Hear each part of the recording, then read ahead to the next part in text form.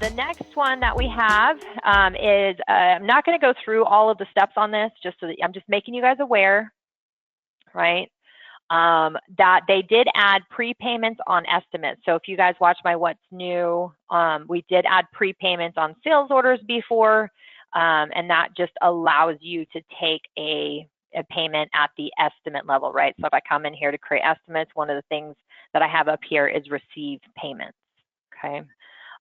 There are a couple weird glitchy things around the prepayment applied area. So if you have put the estimate in the system and then you apply a prepayment and then you create an invoice and apply the prepayment to that invoice, it doesn't show that the prepayment is still applied to this proposal, right? So there are some things to be aware of, which we go through in some of our other trainings, but wanted to make you guys aware that they added it here. I actually was not a huge fan of them spending the time and effort of adding prepayments and estimates. I know that probably for the people who need it, right, in construction, they don't go to sales order, basically, right? But we actually here coach people to do estimates and convert to sales order when the customer says yes.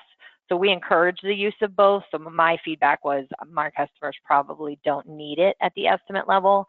And I think it would be confusing to have it at both, because you're probably not going to, as a company, use it at both estimate and sales order. You're going to use it at one or the other. So just leave it at sales order and let's do some dev somewhere else. That was my feedback, but you know, they don't always listen.